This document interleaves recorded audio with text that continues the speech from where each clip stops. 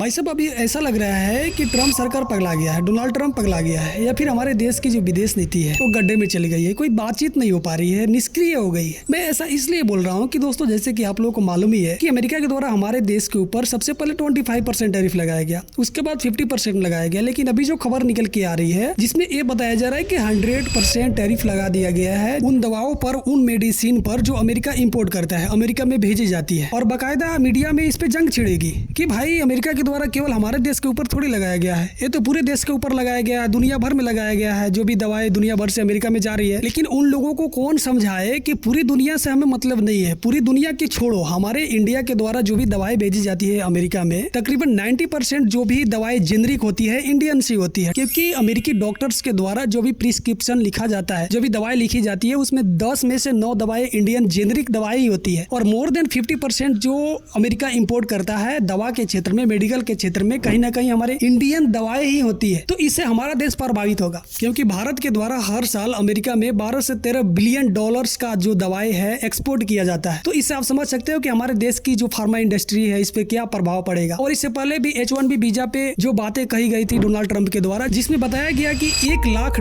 लगेगा H1 visa के लिए। लेकिन अब कौन समझाए उस मीडिया वालों के जिनके द्वारा ये बोला जा रहा था कि H1B वीजा पे जो भी लगाया गया केवल भारत के लिए नहीं। लेकिन बेटा, तुम ये भी समझो कि H1B वीजा जो लेने वाला पूरी दुनिया में लोग हैं, उसमें से 70 से 75% जो लोग हैं इंडियंस ही है। तो कहीं ना कहीं हमारे देश के लोग ही प्रभावित हो रहे हैं, चाहे दवा हो, H1B वीजा हो, या व्हाट एवर टैरिफ जो डोनाल्ड ट्रंप के द्वारा पूरी दुनिया पे लगाया जा रहा है। दोस्तों, आपका क्या राय है? कमेंट बॉक्स में जरूर बताना। Thank you.